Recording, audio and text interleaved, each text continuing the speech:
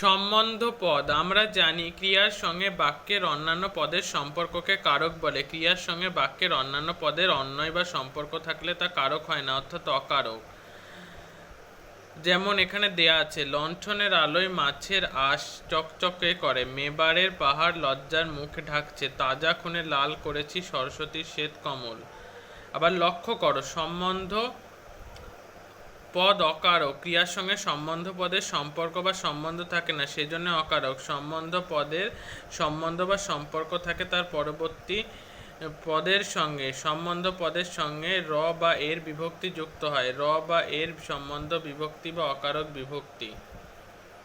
যে বাক্যে পদের ক্রিয়ার সঙ্গে সম্পর্ক অন্যয় থাকে না, পরবর্তী পদের সঙ্গে সম্পর্ক বা সম্বন্ধ থাকে, এমন সম্পর্ক বা সম্বন্ধ বিশিষ্ট পদ হলো সম্বন্ধ পদ। সম্বন্ধ পদের প্রকারভেদ: সামান্য সম্বন্ধ, সতীশের ভাই, মিমলির বাবা, গফুরের মেয়ে।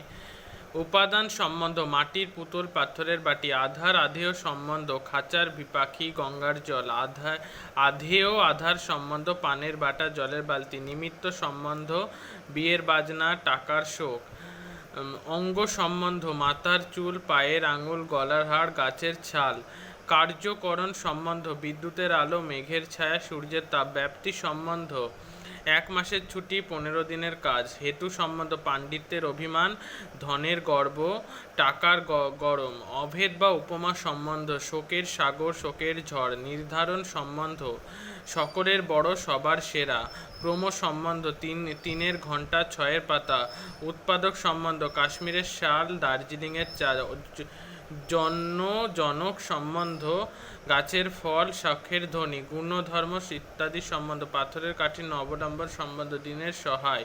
কৃতিকারক সম্বন্ধ: দীনবন্ধুর নীলদর্পণ, রবীন্দ্রনাথের গীতাঞ্জলি। আর অসম্ভব সম্বন্ধ: ঘোড়ার ডিম, সাপের পা, ব্যাঙের সর্দি, সোনার পাথর বাটি ইত্যাদি।